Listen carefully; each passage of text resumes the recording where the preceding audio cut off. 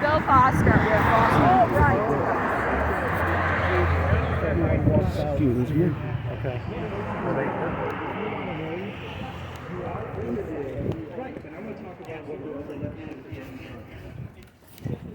But my wife and I came to visit, many of you here too also, went to visit Barbara Hernandez back in 2019. Remember that fight? That was when the Reproductive Health Act was being pushed in the legislature. It ultimately did pass in Los Angeles law, sweeping, and it swept away virtually every abortion restriction in the state. The only thing left was parental notice of abortion for minors. They overturned that last year. And so in June, parents will no longer have any right to know in Illinois, under the law. They have a moral right, but no legal right to know if their minor daughter is seeking an abortion from Planned Parenthood or anybody else. So in 2019, I came to meet with Representative Hernandez, my wife and I, and there were two things that really stood out to me from that meeting. The first one was that, and maybe she's gotten better in the last 3 years, she's been a legislator, but she seemed really confused about how things work. She thought that parental notice was some kind of an executive order of shrouders.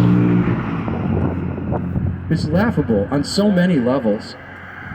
This was a 1995 law, signed into law in 1995, not enforced for another 18 years.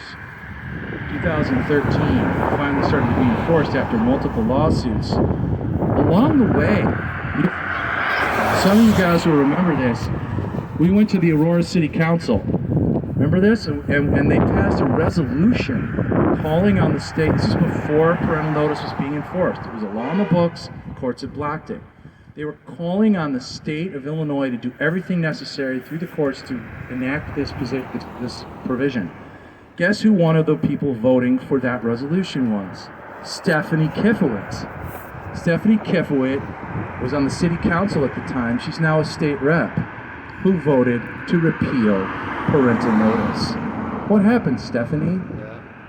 Over the course of, between 2007 and now, to make you want parents not to know something you were adamant that they should know about just a few years before. So we see a lot of flipping and flopping and hypocrisy. I was really disappointed to see that change from Stephanie Kifowitz, one of Barbara Hernandez's buddies, among the pro-abortion Democrat contingents in Aurora down in Springfield. Well, during our conversation, my wife and I talking to her about what's going on with this bill and stuff, something else notable happened. She talked about visiting Planned Parenthood. She went on a tour of Planned Parenthood. That's what they do. They bring in teachers, they bring in state reps, they bring in nurses. They want to have that connection in the community, and they inveigle themselves that way.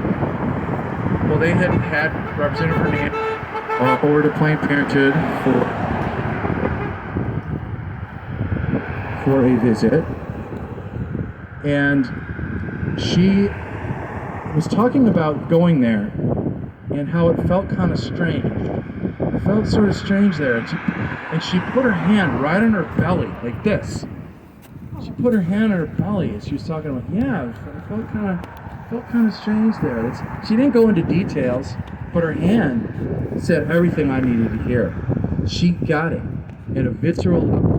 The thought that she was touring through a building with all of its lofty ceilings and its high-tech, radars and cameras and equipment, it's a state-of-the-art facility.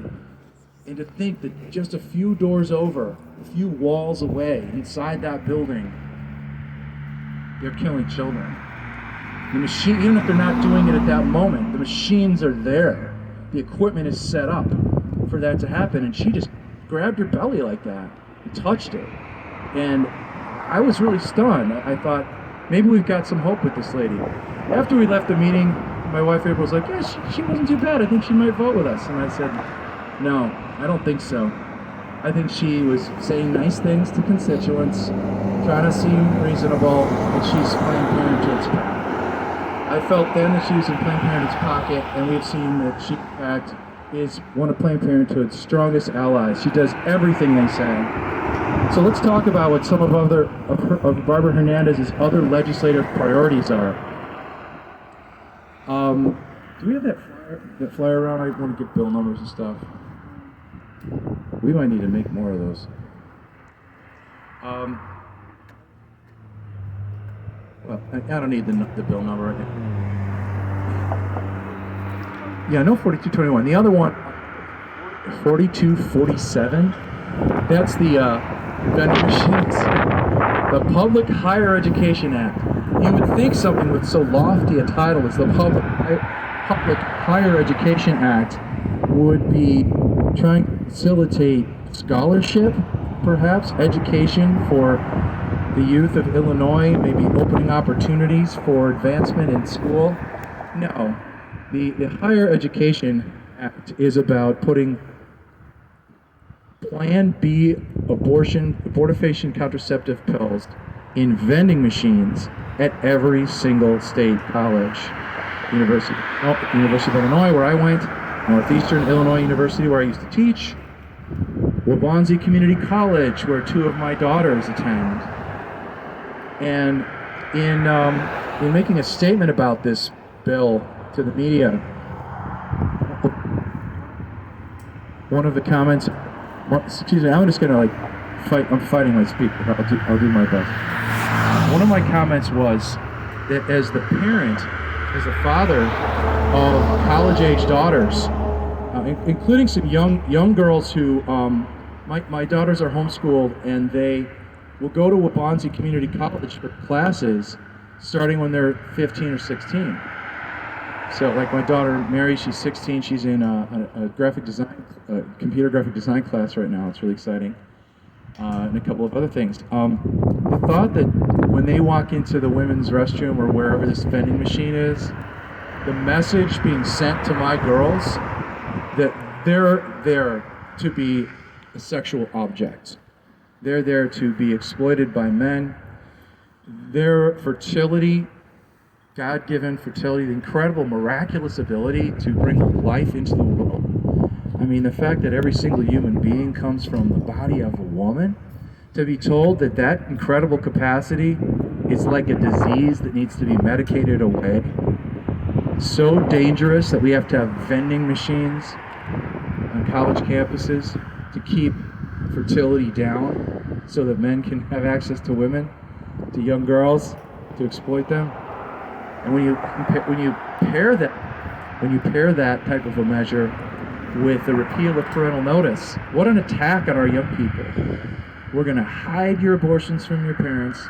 We're going to expose every girl to the idea, every young woman to the idea in college that she is expected to be sexually available to men, that that's what her life's about. That's a horrific injustice to young girls, and as a father, I really feel that. That's one of Barbara Hernandez's legislative priorities that she will not come out and talk to us about, but we're only allowed to email her over. So we're going to email her. And in fact, Matt and John, my associates, are going to be passing out a flyer about that. Now, here's the thing. In an ecstasy of optimism, I said, let's bring 30 copies of this flyer. We're going to throw most of them into the recycle bin, but let's just in case. You know, we had a lot of people who came out to how many of you guys were here to protest Pritzker a couple months ago back at Flint? So there were like 300 people that day, so we didn't know. I still haven't counted this big crowd. It's about 100 people, so we underestimated hugely. Credit to you. Who knew? So God bless you for coming out. But here's what we're gonna do. If you've got a smartphone, I've seen a lot of smartphones out there. Maybe you could take a picture of this flyer and then pass your paper copy on to somebody who doesn't have a smartphone, and then set yourself an alarm Because the thing about a piece of paper is it comes out of your pocket and then you do what it says, right? That's why we like to give out pieces of paper still. I know it's 2022, everything's supposed to be digital, but it turns out paper is actually super helpful. I mean, what if all of our protest signs were on digital? You have to have something physical. So, well, we don't have enough copies. So if you got a smartphone, take a picture of that, then set yourself an alarm for like 2 p.m. after this protest to go and take action, opposing all of these different measures of Barbara Hernandez's. Those are the two big ones. The Pregnancy Centers Disclosure Act, which she's saying now she's not going to bring forward. Who knows what Cassidy's plan will be. There's the Higher Education Act that's actually about vending machines for Plan B pills. Another one of her priorities is, I forget the name of this one, but it's a bill that would require every college in its applications and forms for everything, you know, from application to come there to whatever, to have a non-binary option on what your identity is. Now, we should talk about that for just a minute, because this is a very touchy subject. It's a very hot topic right now. But there's one thing I'd like to point out. It's dangerous to hide what someone's biological sex is.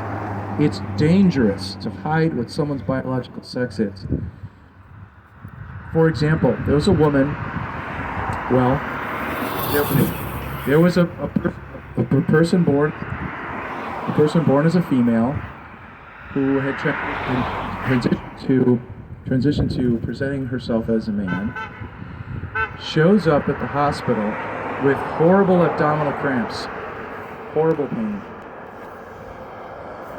By the time they figured out that the body of this person was biologically female and that the stomach cramps were labor pains, it was too late. The baby died.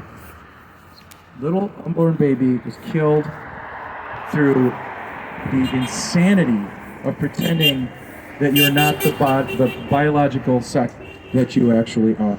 So someone had to die for this lie that this particular person was male and not female. Horrible. So that's the kind of danger that Barbara Hernandez is exposing the people of Illinois to with that measure to create this non-binary category. You know, again, what an attack that is on our kids, making them question themselves in this way. You know, it's not like it's a perfectly natural thing for kids to be curious about the other sex and wonder what it would be like to be a boy if you're a girl, be a girl if you're a boy. It's common. You know, the idea that a girl who wants to do boyish things like climb trees or play hockey, the idea that she's not really a girl, the idea that she's not really a girl is incredibly offensive to the girls' hockey team. You know, we don't espouse, not as Christians and not as Americans, not as Illinoisans, we don't espouse these kind of rigid gender roles. Isn't it strange that the rigid gender roles are now being advocated by the progressives? That we're hey, a girl wants to play hockey, awesome. A boy wants to, you know, design clothes, go for it. We don't care. Do what your bliss is. And you know what? Girls are going to play hockey a different way from the way boys play hockey, and that's what makes life interesting, you know? We don't want to close anybody off from opportunity. It's the other side that wants to do that. If you're a boy who wants to be a set designer, well, you must be actually a girl. So it's a scrambled mess. And what's particularly disappointing is to see such a young legislator serving as an arm of Planned Parenthood, a Planned Parenthood propagandist down in Springfield. You know, she was not elected to this office, and she was appointed when Linda Chapalavia resigned and went to the Veterans Affairs Department. So she was just kind of placed in this position, very young, before she even finished her master's degree in government from AU down the road here. And so she got that incumbent advantage without ever having to actually earn it. And she hasn't faced a lot of opposition over the years. There was a challenger in the last Democratic primary. I don't believe there is this time around. Still time. If anyone here wants to run as a Democrat and lives in this district, we could try to make that happen. Petitions are due, the middle of next month. Our primary is very late in Illinois this year. Another weird thing about our state, we've moved the primary to June. I think because J.B. Pritzker wants to get the primaries far away from his insane COVID policies as possible. That's a whole nother subject for another time, I suppose. So the legislative priorities of Barbara Hernandez are pretty twisted. We're super pleased that, in a way I'm pleased that she said she's not going to pull this bill. But sometimes you want to fight, you know? There were some who, even before she said the bill wasn't going to come up, there were some who were saying, oh, don't go and protest. If you go and protest, that's just going to make them angry, and then they're going to push the bill harder. And, you know, maybe there's a time to make that calculation, but this seemed to me like the kind of protest we absolutely had to do, because we have a young legislator who year by year, I've been watching it, has become more and more aggressively pro-abortion, more and more a mouthpiece for Planned Parenthood. He just does what Planned Parenthood says, without any question, without any thoughtfulness, without really understanding the issue, without even understanding, as in the case of parental notice, how the government even works, which I thought was an indictment of Linda Chapalavia. Why is your former staff member so uninformed about how legislation moves and how bills are passed and what things can be done by a governor in this state? Of course, this was 2019, before we knew the governor could rule as king for 2 years if he wanted to, as long as there was a medical emergency he could point to month after month after month after month. But here we are. So we're grateful that bill's not coming forward on one level. On another level, I was eager for that fight, because the bill that she's proposing, my friends, is 100% unconstitutional. There's a case, I don't remember the year, but it's pretty recent. Nifla v. Becerra. If the name Becerra sounds familiar, at the time of that lawsuit, Becerra was and I hope I'm saying his name right, but he was Becerra? All right, Becerra. At the time, he was the Attorney General, I believe he's the Attorney General, of the state of California. Anyway, he was the officer charged with enforcing this law, almost identical to the one that Barbara Hernandez has submitted to the legislature, that required, again, just like her bill, required pregnancy centers to put up a sign, a very large prominent sign that says, "This is not a medical facility. We do not provide abortions."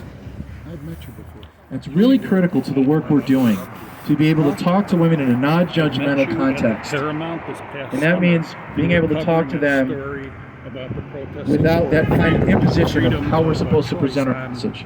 It's an attack on freedom of speech to require someone to speak with a sign something that they don't believe in.